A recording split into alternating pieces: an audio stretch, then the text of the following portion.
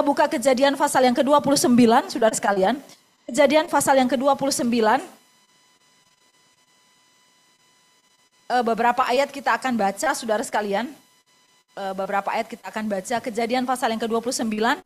Ayat yang ke-31 sampai ayat yang ke-35. Ya. Kejadian 29 ayat 31 sampai ayat yang ke-35. Kita akan baca ayat ini dengan semangat. Dan kemudian pada ayat terakhir kita akan mengamenkan ayat ini dengan semangat juga gitu ya. Saya akan bacakan saudara sekalian. Saya ayat 31, Bapak Ibu saudara sekalian ayat 32 dan kemudian ayat 35 kita akan baca bersama-sama. Ketika Tuhan melihat bahwa Lea tidak dicintai, dibukanyalah kandungannya, tetapi Rahel mandul. Lea mengandung lalu melahirkan seorang laki-laki dan menamainya Ruben, sebab katanya sesungguhnya Tuhan telah memperhatikan kesengsaraanku. Sekarang tentulah aku akan dicintai oleh. Mengandung pula lah ia lalu melahirkan seorang anak laki-laki, maka ia berkata, sesungguhnya Tuhan telah mendengar bahwa aku tidak dicintai. Lalu diberikannya pula anak ini kepadaku, maka ia menamai anak itu Simeon. Ayat 34, mengandung pula lah.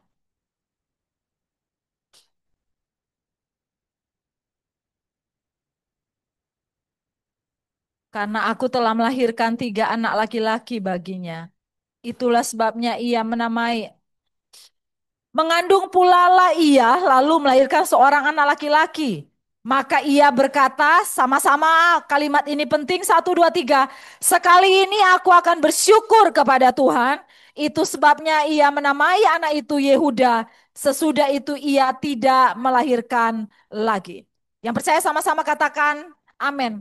Saudara sekalian, ketika kita membaca, saudara sekalian, saudara, bagian firman Tuhan ini, saudara sekalian, dan ketika kita mendengarkan ada banyak hamba Tuhan menyampaikan firman Tuhan tentang kisah Lea, Rahel, Yakub dan Laban gitu, maka saudara sekalian yang paling sering di-highlight atau paling sering diceritakan adalah tentang kuatnya cinta Yakub, saudara sekalian. Jadi kalau saudara bisa baca di rumah lah, karena ini kisah yang sangat cantik, saudara sekalian. Itu saudara akan menceritakan tentang kuatnya cinta Yakub kepada Rahel. Karena kalau saudara baca di sana, saudara akan dapati, saudara sekalian, bagaimana Yakub itu jatuh cinta kepada Rahel. Dan kemudian untuk mendapatkan Rahel, Laban menyuruh Yakub bekerja berapa tahun? 7 tahun. Tetapi saudara entah kenapa di hari pernikahannya, yang diterima oleh Yakub itu bukan Rahel, tetapi Lea. Dan kemudian saudara sekalian, begitu kuatnya cinta Yakub kepada Rahel sehingga dia tetap saudara kan ngejar Rahel gitu. Dan kemudian Yakub bilang sama Laban bilang sama Yakub, kalau kamu memang sungguh-sungguh ingin mendapatkan Rahel, maka kamu harus bekerja lagi 7 tahun. Dan saudara sekalian, 14 tahun saudara waktu yang tidak pendek untuk mengejar cinta sejati gitu saudara sekalian. Dan itu dilakukan oleh Yakub. Dan kemudian pengkhotbah-pengkhotbah saudara sekalian termasuk saya juga pernah mengkhotbahkan bagian itu. Kemudian akan ngomong seperti itulah cinta Allah kepada kita. Yang mengejar kita sampai kemanapun. Disuruh apapun tetap saudara dilakukan asal cinta sejatinya dapat. Sampai Kristus mati di atas kayu salib hanya untuk mengejar cintanya kepada saya dan kepada saudara. Dan saudara sekalian, kadangkala saudara kita melupakan ada satu bagian penting saudara sekalian di cerita ini, saudara, di cerita ini tentang seorang wanita. Dan ini khotbah sebenarnya saya siapkan untuk kaum wanita, tetapi siang ini saya merasa cocok karena di sini ada 90% yang hadir itu wanita, saudara sekalian. Saudara, dan mengabaikan saudara sekalian seorang perempuan yang saudara eh, menerima dampak luar biasa dari kisah diberikannya dia kepada lelaki yang tidak mencintainya, yang namanya Lea, saudara sekalian. Saudara, Lea yang kemudian saudara dicerita itu kan Lea yang taat sama papanya gitu kan, Laban, dan kemudian mau diberikan kepada Yakub tanpa perbantahan. Yakub mungkin juga tidak meminta, saudara sekalian, Yakub tidak meminta pertimbangan daripada Lea. Kamu mau ndak dinikahkan sama Yakub gitu? Dan saudara tidak ada cerita seperti itu. Tetapi Lea menerima gitu saudara. Lea menerima. Lea saudara sekalian, saudara tanpa saudara ditanyakan mungkin. pendapatnya dan kemudian menikah dengan Yakub yang tidak mencintainya. Lea yang akhirnya menghadapi kenyataan pahit bahwa dia menjadi istri yang tidak dicintai, gitu saudara sekalian. Dia menjadi istri yang tidak dicintai. Dan itu saudara sekalian, itu adalah satu satu fakta yang sangat menyedihkan, saudara sekalian. Satu fakta yang sangat menyedihkan. Fakta yang lainnya dia sudah disuruh menikah dengan Yakub yang tidak disukai oleh dia. Fakta yang lainnya saudara sekalian, dia itu menikah dengan lelaki yang tidak mencintai dia. Saudara akan lihat di sana, dituliskan di sana, Yakub tidak mencintai dia. Ayat 31 tadi tuliskan, Tuhan melihat bahwa Lea tidak dicintai. Dan ini saudara sekalian menurut saya adalah satu kondisi yang berat bagi seorang wanita di dalam rumah tangga gitu.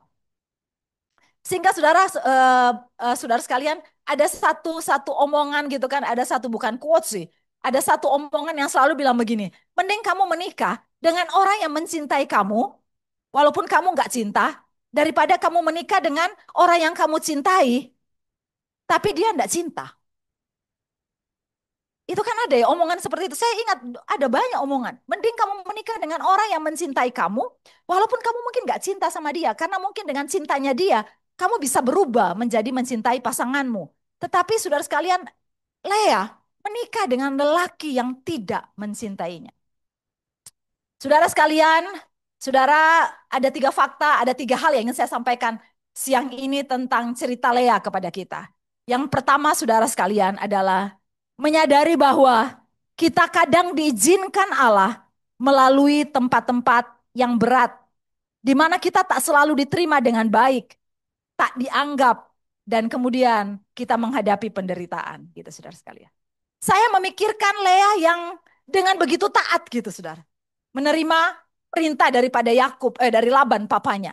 Lea yang menjalankan tugasnya sebagai istri. Sehingga saudara sekalian ketika dia pun tidak dicintai oleh Yakub, maka saudara tidak akan dapati di sana Lea kemudian marah, protes. Lea kemudian saudara marah kepada papanya, kemudian menyalahkan keadaan di sekitarnya saudara sekalian. Saudara Lea menjalani semuanya dengan sangat baik. Karena memang fakta di hidup kita, saudara sekalian. Sekali lagi, ini fakta ya. Fakta di semesta ini, saudara. Ada kalanya alam memang mengizinkan kita ada di tempat-tempat di mana, saudara, kita menghadapi kondisi yang sulit.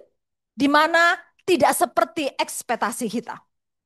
Kita sudah berlakukan yang baik seperti Lea, tetapi ternyata tidak dicintai. Ini fakta. Kita sudah berbuat baik, tetapi kita tidak diterima dengan baik. Dan ini fakta. Kita sudah melakukan yang baik, tetapi balasannya bukan seperti apa yang kita harapkan. Kita tidak seperti apa yang kita pikirkan. Saudara sekalian, saudara, kita menghadapi fakta-fakta yang berat di hidup dan ini adalah fakta tentang kehidupan. Ini adalah kenyataan tentang hidup. Bagian ini saya tidak akan panjangkan. Saya cuma ingin ngomong kepada saudara, jangan terlalu banyak berharap di hidup kita untuk saudara dan saya itu selalu diterima baik. Eh, jangan terlalu berharap bahwa situasi akan selalu baik, saudara sekalian.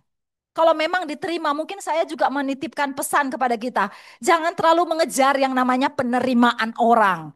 Keberhargaan kita, saudara sekalian, adalah kita diterima oleh Bapa di surga, bukan oleh manusia. Itu yang paling penting, itu yang harusnya kita tanamkan dalam hidup kita, bahwa keberhargaan kita bukan karena kita diterima oleh semua orang, bukan karena kita dicintai oleh semua orang. Saudara sekalian, Pak Yakub Trihandoko pernah menegur saya dan saya sama Pak Yakub itu kan seperti kakak beradik saudara sekalian ya. Jadi menurut saya teman yang sangat baik adalah mereka berdua suami istri dan kami sudah berteman 30 tahunan lebih saudara sekalian. Saudara dan teman yang baik menurut saya adalah teman yang bukan hanya menghibur kita pada waktu kita sesusah gitu. Tetapi akan menegur kita pada waktu kita salah saudara sekalian. Dan pernah dia manggil saya dan ngomong, saya kan pernah berbincang-bincang. Walaupun kalau Bu Linda, Pak Yo tahu, kami tuh kalau ketemu tuh cuma kebanyakan ngakak-ngakak. Tetapi ada tempat-tempat di mana kami juga akan serius berbicara tentang pelayanan, tentang firman Tuhan, membicarakan tentang ada banyak hal dalam kekristenan gitu, saudara sekalian. Ya memang sih presentasinya itu 25% dari 100%, 75%-nya ketawa-ketawa, saudara sekalian. Tapi satu kali kita berbicara dan saya berbicara dengan mereka dua dan Pak Yakub ngomong gini, Meta, kamu tahu berhala kamu di mana? Saya bilang saya mencoba untuk mencari tahu berhala di hidup saya, tapi saya sudah mendapatkan beberapa dan saya sudah mencoba untuk memerangi dan berdoa minta kemurahan Tuhan untuk lepas dari bagian itu. Tetapi kemudian dia bilang begini, aku ingin ngomong sama kamu satu hal. Berhala kamu itu salah satunya adalah kamu adalah orang yang pengen selalu itu diterima baik oleh semua orang. Sehingga kamu akan mengorbankan dirimu supaya orang lain itu tidak tersakiti, orang lain akan senang. Kemudian saya memikirkan, saudara sekalian. Saya memikirkan bagian itu. Jadi kamu kalau ada di mana, dia kan berteman dengan saya di berbagai kelompok ya, saudara sekalian. Ya kamu tuh kalau ada di mana-mana, orang tuh akan, hai Meta datang, orang tuh akan senang, orang tuh akan bahagia, orang itu akan selalu melihat saya. Dia bilang, kamu ada di mana? Orang tuh melihat kamu sebagai sosok yang sangat dicintai gitu. Dan saya memikirkan itu, saudara saya kemudian, iya Tuhan. Maksudnya mungkin baik, ingin menyenangkan orang. Tetapi kadang itu jadi salah, saudara sekalian. Nah, saudara mungkin sekali lagi saudara pesan dari bagian pertama ini menyadari bahwa kadangkala kita sudah baik pun kita tidak tetap akan mengalami kondisi-kondisi yang sulit. Tetapi kita jangan mengejar itu di hidup kita karena keberhargaan kita, bukan karena semua orang menerima kita dengan baik. Yang paling penting adalah Kristus menerima saya dan saudara. Itu adalah terlebih utama, itu adalah penerimaan yang harusnya kita syukuri dalam hidup kita. Nah, bagian yang kedua, saudara sekalian, bagian kedua adalah kalau yang tadi menyadari, yang kedua adalah meresponi. Mari sama-sama katakan meresponi. Saudara sekalian, satu, dua, tiga, meresponi. Saudara sekalian meresponi kondisi ketika kita tidak diterima, kita menghadapi penolakan, kondisi ketika kita menghadapi penderitaan dengan benar, akan menentukan situasi-situasi yang berat di hidup kita itu akan berakhir dengan baik, saudara sekalian. Jadi saudara sekalian, sekali lagi, saudara, anugerah Tuhan sangat perlu dalam hidup kita, tetapi kita harus belajar meresponi kondisi-kondisi berat dalam hidup kita dengan sangat baik, dengan benar. Sehingga saudara sekalian kita akan mengakhiri proses-proses berat di hidup kita itu dengan baik, saudara. Sekali lagi, respon kita itu sangat penting. Respon yang benar menentukan akhir. Respon yang benar, saudara sekalian, itu harus kita sadari di hidup kita. Oke, mari kita lihat beberapa ayat di ayat-ayat yang sudah kita baca. Saudara sekalian, ayat yang ke-32. Lea mengandung lalu melahirkan seorang anak laki-laki dan menamainya Ruben. Sebab katanya, sesungguhnya Tuhan telah memperhatikan kesengsaraanku. Perhatikan kalimat ini penting. Sekarang tentulah aku akan dicintai oleh suamiku. Kemudian ayat 34, mengandung pula lah ia lalu melahirkan seorang anak laki-laki, maka ia berkata, sekali ini suamiku akan lebih erat kepadaku karena aku telah melahirkan 3 anak laki-laki baginya. Itu sebabnya ia menamai anak itu Lewi. Saudara menangkap sesuatu enggak dari apa yang diucapkan oleh Lea ketika dia memberikan nama kepada anak-anaknya? Saudara menangkap sesuatu enggak? Semua itu tertuju kepada dirinya, saudara. Maka saudara sekalian, bagaimana kita meresponi kondisi ketika kita ditolak, saudara. Ketika kita menghadapi penderitaan, saudara sekalian. Saudara, yang pertama, respon kita yang paling pertama adalah jangan fokus kepada diri kita sendiri. Mari sama-sama katakan, jangan fokus kepada diri kita sendiri. Sekali lagi, jangan fokus kepada diri kita sendiri. Saudara sekalian, saya mencatat, saudara, paling tidak ada 2 respon ketika kita menghadapi kondisi-kondisi yang sulit, yang menyerang diri kita. Terutama ketika kita ditolak, saudara. Kita tidak diterima dengan baik. Kita mungkin menghadapi kondisi-kondisi di mana kita disisihkan gitu. Maka saudara sekalian, respon yang paling pertama yang biasanya kita lakukan adalah kita mengasihani diri kita sendiri. Benar nggak sih mengasihani diri kita sendiri? Jadi kita akan ngomong, iya memang aku nggak pantas, iya memang aku seperti ini. Saudara sekalian, kan ada banyak cerita sekarang saudara ya. Kalau pada menantu-menantu pada ngumpul di rumah mertuanya, kalau menantunya yang kaya diajak ngomong panjang, tetapi kalau menantunya yang miskin cuma, hey masih hidup kamu, masih bernafas kan? Syukurlah kalau begitu, gitu saudara sekalian ya. Tapi kalau menantu yang kaya gitu saudara sekalian, Dan kadang saudara kita hadapi kondisi-kondisi kayak gitu gitu loh saudara.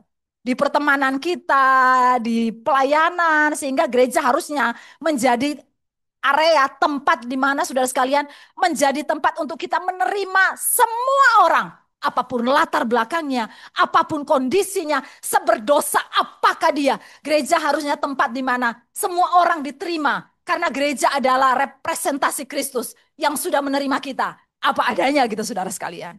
Tapi saudara sekalian, ketika kita hadapi kondisi-kondisi yang berat di hidup kita, saudara, maka saudara sekalian yang paling pertama kita lakukan adalah kadang kita menyalahkan, mengasihani diri kita sendiri. Memang aku nggak layak.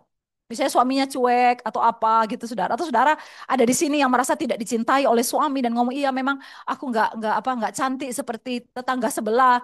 Kalau nggak cantik minta aja kepada suaminya untuk operasi plastik karena sekarang operasi plastik sudah seperti beli permen gitu saudara sekalian ya. Saudara entah plastik apa yang mereka gunakan. Kalau Lion Star saudara sekalian mungkin agak murah tapi kalau Tupperware agak lebih mahal saudara sekalian ya. Gitu saudara sekalian ya. Jadi saudara sekalian kita mengasihani diri kita sendiri. Kita menyalahkan diri kita sendiri. Kemudian saudara sekalian yang lebih bahaya adalah kita fokus memakai segala macam cara untuk supaya saudara sekalian kita jadi diterima gitu loh. Kita jadi diakui. Kita jadi saudara sekalian, saudara lepas dari kondisi-kondisi yang sulit. Saudara dan ini saudara usaha kita ini sebenarnya sedang menunjukkan kita tidak fokus pada tempat yang benar, tetapi kita fokus pada eh, tempat yang salah, saudara sekalian. Ya. Jadi saudara sekalian, saudara Lea berharap, Lea kan ngomong, aku akan melahirkan anak, nanti Yakub cinta sama aku. Aku akan anak lagi, nanti Yakub cinta sama aku. Kondisi tidak berubah. Aku akan melahirkan anak, Yakub akan lebih erat kepadaku. Karena kadang Allah mengajarkan kita bahwa untuk kita fokus kepada diri kita. Kita dalam masalah kita memakai cara kita berpikir dengan kemampuan kita, dengan jalan kita, dengan cara berpikir kita. Kadang Allah mengizinkan kita menghadapi kegagalan gitu saudara sekalian.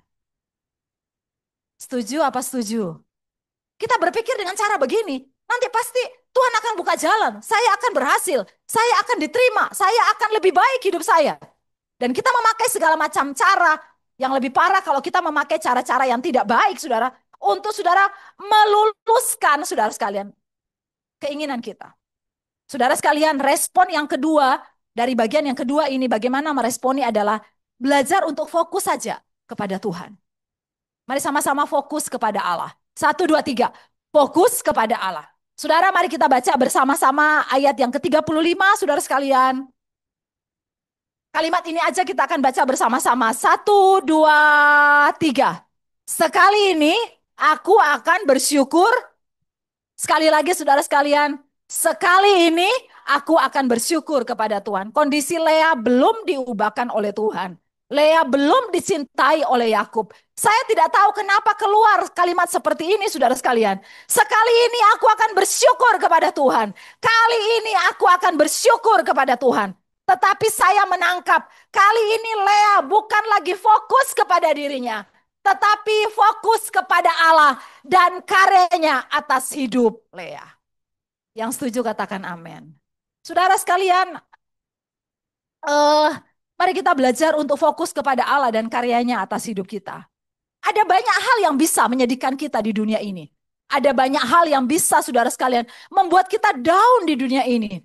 Tetapi ketika kita mengarahkan seluruh pandangan kita hanya kepada diri kita dan kondisi kita, itu akan membuat kita semakin terpuruk. Tetapi ketika kita mengangkat wajah kita, mengangkat mata kita, memandang Allah, melihat Allah dan karyanya atas hidup saya dan hidup saudara, saudara sekalian, maka kita akan bisa belajar, bisa ngomong kali ini aku akan bersyukur kepada Tuhan. Bukan karena kondisi baik, bukan karena masalah ditolong oleh Tuhan, bukan karena saudara sekalian, bukan karena tiba-tiba Yakub jadi romantis sama dia gitu saudara sekalian. Tetapi kali ini dia bisa bersyukur kepada Tuhan. Karena saudara, Lea belajar, kali ini aku bukan melihat ke diri saya, tetapi belajar memandang kepada Kristus.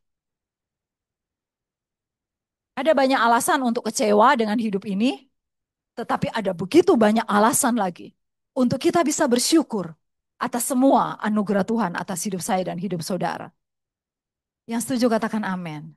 Sekali lagi ibu-ibu yang ada siang hari ini, karena biasanya yang lebih baperan itu wanita dibandingkan pria gitu saudara sekalian. Yang lebih sering baperan ketika tidak diperlakukan dengan baik, menantu mungkin tidak menerima dengan baik saudara sekalian. Jadi saudara, Pak Yakub itu agak nakalan kan saudara sekalian. Bukan agak sih, tapi sangat gitu saudara. Dan kemudian saudara sekalian beberapa orang yang menghubungi dia untuk minta doa pelepasan kuasa kegelapan lah gitu kan saudara. Ada gangguan setan lah gitu. Dia itu bisa ngasih nomor teleponnya suami saya. Dengan ngomong begini, jangan ke saya, ini ada spesialisnya gitu kan. Jadi suami saya kayak Ghostbuster gitu saudara sekalian ya. Kayak jadi tinggal saya sama suami saya ke rumah orang itu terus nyanyi Let's Go Ghostbuster gitu kan. Yang tahu berarti tua saudara sekalian ya. Jadi saudara suami saya dikasih nomornya dan suami saya itu beberapa kali itu sudah sampai sampai ngamuk-ngamuk maksudnya apa gitu kan ngasih nomornya suami saya gitu kan. Masa ada spesialisasian gitu kan. Saudara. Oh nanti saya ngomong sama Pak Yakub mungkin Bu Linda sama Pak Yo aja yang lebih spesialis gitu. Tapi itu beberapa kali, saudara. Sampai itu hal-hal yang aneh karena datang ke rumahnya katanya Pak Lukas katanya Pak Yakub, Kas, tolonglah kamu datang ke sana ini ada kaitannya kok. Suami saya sudah nggak mau gitu kan. Ada kaitannya dengan Amadeus. Aku sudah ngomong Amadeus jadi kita perlu menjaga baik gitu kan. Karena ini adalah dari Jakarta orang yang apa ada sumbangsi di Amadeus STT yang ada yang kami punya itu saudara sekalian. Kemudian udah datang lah sampai sana saudara sekalian. Cuma disuruh doakan pohon apa pohon yang dari Bali gitu kan ya memang mungkin bisa ada kuasa galapan bisa tapi saudara sekalian Pak Lukas bagaimana kalau kita tebang gitu kan suami saya bilang ini mahal apa enggak mahal bagaimana kalau saya bawa ke rumah saya aja gitu kan nanti saya jual gitu saya doakan saya jual dan kemudian Pak Lukas gak cuma di sini tetapi ternyata di villa saya di Pacet juga ada pohon begini bayangan suami saya doakan pohon demi pohon saudara sekalian tapi satu waktu saudara ada telepon lagi dan itu dari Pak Yakub saudara dan saudara sekalian itu ceritanya akhirnya suami saya datangi saudara sekalian. Ya kita harus melayani kan. Walaupun ini kerjaannya teman ini nggak sopan banget gitu ya. Kenapa nggak dia? Tapi sudahlah, namanya juga hamba Tuhan. Kita harus melayani gitu kan. Saudara, eh, kalau saudara butuh-butuh untuk rukiah atau apa gitu, saudara ya bisa hubungi saya juga ya. Enggak bercanda. Tapi saudara sekalian, saudara kayaknya datanglah suami saya ke satu keluarga dan di sana ada seorang seorang mak-mak gitu saudara. Ada mak-mak yang kemudian anak-anaknya ngomong begini, ini mak, kalau jam 6 itu dirasuk setan. Sama jam 12 malam. Nah suami saya datang itu sebelum jam 6. Nah suami saya nunggu. Ayo setan, mas setan mana yang datang jam 6 gitu kan. Ngerasuki maknya itu kan sudah kan. Suami saya nunggu. Suami saya ngobrol dengan mak-mak itu. Mak-mak itu nggak ada masalah gitu loh saudara sekalian. Sampai satu malam mak-mak itu kan saudara sempat nanya, Pak Pendeta mau makan mau teh. Dia bikinin teh kepada suami saya. Walaupun suami saya ngomong gini, aku waktu minum ya rodok wedi, jangan-jangan orang racun gitu kan. Karena kan ada ceritanya kalau kalau kerasukan setan gitu loh. Wah ini kalau dimasukkan obat gitu racun atau apa kan, tapi minum aja dalam nama Yesus. Dan kemudian saudara sekalian suami saya ngomong sama keluarganya, bisa nggak aku ngomong sama emak ini sendirian, berdua aja. Tolong tinggalkan kami. Terus suami saya tanya kan saudara sekalian, Mak kenapa sih? Ada cerita kalau emak itu kalau jam 6 sore itu kemudian jam 12 malam itu emak itu aneh-aneh gitu kan. Saudara tahu nggak? Ini bukan setan. Kasihan setan disalah-salahin padahal nggak salah saudara sekalian. Jadi emak itu cerita, kenapa aku tuh lakukan itu? Aku tuh cuma pengen menarik perhatian dari anak, cucu, dan menantu. Saya tidak sedang memberikan trik kepada ibu-ibu ya untuk jam 6 sama kayak orang kerasukan. Orang kerasukan, saudara, jam 12 malam jalan-jalan keluar. Nah, saya sedang tidak memberikan cara ya. Nanti pulang jam 6, Pak Yo ditelepon sama anak-anak dari beberapa ibu-ibu yang udah senior di sini. Jam 6 ini mama saya kerasukan setan. Tapi saudara sekalian, ya saya menyadari sih. Ada kalanya kita ada di tempat-tempat yang berat gitu loh. Tapi di tempat seperti itu, mari kita memandang Kristus dan karyanya atas hidup saya dan hidup saudara. Walaupun sekali lagi panggilan kita untuk menerima siapa saja, merangkul siapa saja gitu saudara. Harus baik kepada siapa saja. Saudara, jangan pernah membuat orang lain itu merasa tersisih. Bagian yang terakhir dari khotbah saya adalah, saudara sekalian, mempercayai. Kalau yang pertama menyadari, yang kedua respon, meresponi, yang ketiga mempercayai. Mari sama-sama katakan mempercayai. Mempercayai bahwa Allah tidak pernah meninggalkan orang yang menderita. Mempercayai bahwa Allah tidak pernah meninggalkan orang yang ditolak atau disisihkan gitu, saudara sekalian. Orang yang merasa sendiri itu tidak pernah ditinggalkan oleh Allah. Di tempat-tempat di mana saya dan saudara merasa alone gitu, saudara, sendiri, merasa ditinggalkan, merasa tidak diperdulikan, merasa tidak dicintai. Kita melewati tempat-tempat yang berat, kondisi-kondisi yang berat, waktu-waktu yang berat di hidup kita. Di tempat-tempat yang berat seperti itu, anugerah Allah semakin bercahaya di sana. Yang setuju katakan amin. Yang pertama, saudara sekalian, Lea itu hamil. Dan saya tidak mau ngomong gini, Lea itu hamil dan Rahel tidak. Karena Rahel sebenarnya tidak ada salahnya di bagian ini. Tapi Lea hamil.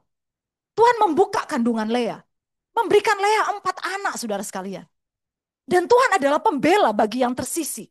Tuhan adalah pembela bagi yang ditolak, menderita, saudara sekalian. Sekali lagi, saudara sekalian, kekuatan kita hari ini adalah, saudara, kekuatan saya dan saudara ketika kita hadapi penderitaan, hadapi tempat-tempat yang sulit di hidup kita adalah Tuhan tidak pernah meninggalkan saya dan saudara. Tuhan adalah pembela ajaib bagi saya dan saudara. Saudara, saya tidak tahu kenapa Tuhan nutup kandungan daripada Rahel dan membuka kandungan daripada Lea, saudara sekalian. Itu kan? Kenapa? Apakah Tuhan sedang membuka jalan bagi Lea untuk melihat anugerahnya yang semakin besar gitu loh. Apakah Tuhan ingin membuka mata Lea bahwa aku adalah Allah yang ajaib. Kalau Rahel bisa aku tutup kandungannya, tapi engkau yang tidak dicintai, aku buka kandunganmu dan engkau memperoleh beberapa anak bagi Yakub. Tuhan adalah Tuhan yang beracara, membela. Tuhan adalah Tuhan yang tidak pernah meninggalkan orang yang dicintai oleh Dia. Orang yang ada di tempat-tempat yang tersisi, orang yang ada dalam penderitaan. Tuhan adalah pembela bagi mereka. Saudara sekalian, yang kedua, saudara sekalian, dari bagian firman Tuhan ini yang sangat cantik dari pembacaan kita. Kalau saudara membaca tentang kisah Lea, maka saudara akan temukan sebuah benang merah yang sangat cantik. Saudara, karena Tuhan memakai Lea sebagai orang yang tertolak untuk menggenapi rencananya. Mari sama-sama Tuhan memakai orang yang tertolak untuk menggenapi rencananya. 1, 2, 3. Tuhan memakai orang yang tertolak untuk menggenapi rencananya. Saudara perhatikan, Lea kemudian melahirkan anak yang keempat, saudara sekalian. Melahirkan seorang anak laki-laki. Dan dia menamakan anak itu namanya Yehuda. Saudara sudah mulai menangkap benang merahnya kalau ditarik, saudara sekalian. Dan kemudian dari suku Yehuda, saudara, ditarik panjang. Kemudian lahir Yesus Kristus. Yang Alkitab tuliskan, dia adalah singa dari Yehuda. Saudara, saudara ingat enggak cerita Daud? Waktu Samuel ke rumahnya Daud, saudara sekalian. Samuel ke rumahnya Daud kan? Nabi Samuel ke rumahnya Daud. Bukan Samuel itu, saudara sekalian ya. Saudara, bukan Samuel WL, saudara. Samuel, Nabi Samuel. Saudara ke rumahnya Daud. Dan kemudian Samuel tanya, Daud, mana anak-anakmu? Karena aku akan mengurapi salah satu anakmu untuk menjadi pemimpin atas Israel. Dan kemudian saudara sekalian, saudara Samuel Isai mengeluarkan anak-anaknya, menceritakan tentang anak-anaknya. Nama Daud disebutkan apa tidak? Tidak disebutkan. Daud bukan orang yang terpilih sebenarnya. Waktu Daud akan menghadap ke Goliat, saudara sekalian, dia pun dipandang entengi, saudara. Dan saudara, Alkitab menuliskan dia cuma seorang muda yang wajahnya masih kemerah-merahan gitu.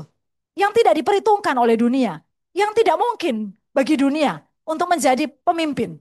Tapi saudara sekalian, untuk orang-orang yang tertolak, untuk orang-orang yang tersisihkan, untuk orang-orang yang tidak dianggap, Allah memakai mereka untuk menjadi alat yang menggenapi rencananya.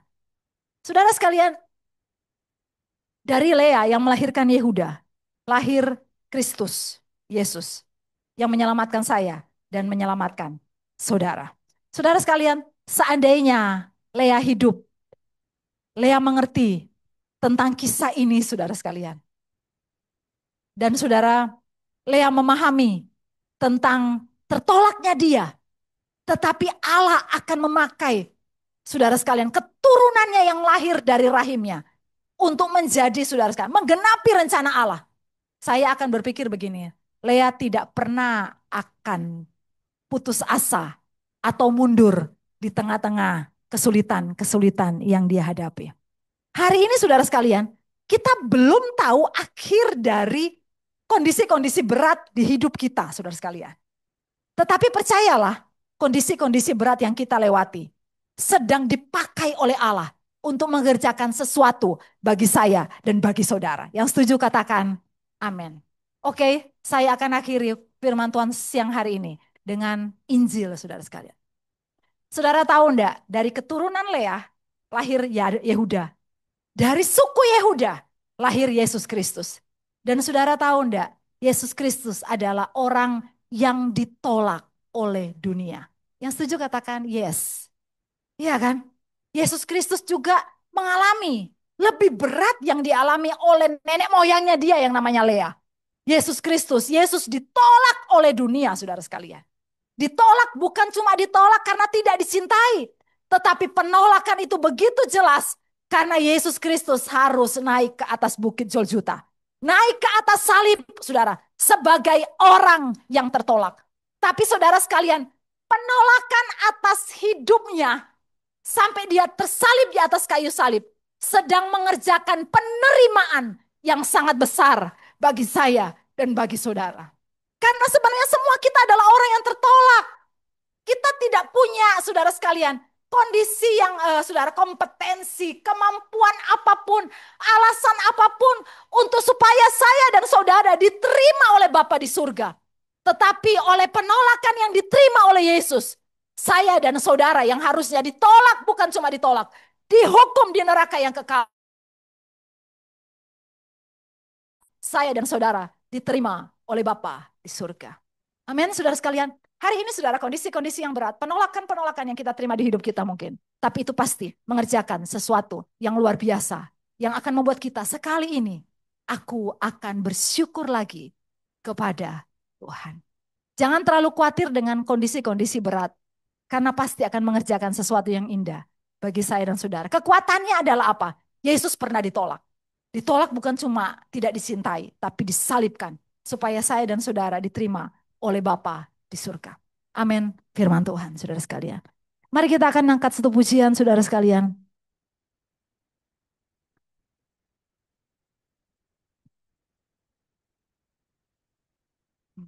Yesus pegang erat tanganku. Ku hidup karena anugerah.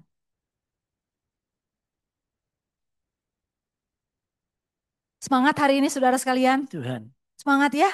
Jadi kita bersyukur karena Bapa di surga sudah menerima kita. Itu lebih dari apapun. Itu luar biasa gitu ya, saudara sekalian. Bersyukur kepada Tuhan. Sambil menunggu keyboard, karena saya juga punya keyboard seperti ini. Saya tahu kalau di on-kan itu dia akan lama untuk saudara sekalian nyampe di titiknya. Ya mungkin ya. Semua Yesus pegang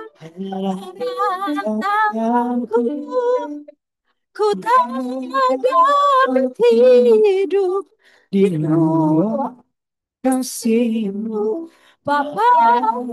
Jangan tinggalkan aku, Engkau alasan selama ku hidup.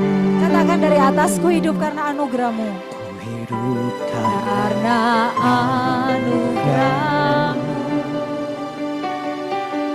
Tiada satu pun dapat ku banggakan, semua karena cinta-Mu. Ini hidupku, pimpin jalanku. Yesus pegang erat. Saya serahkan kepada Bu Linda atau kepada Pak Yo.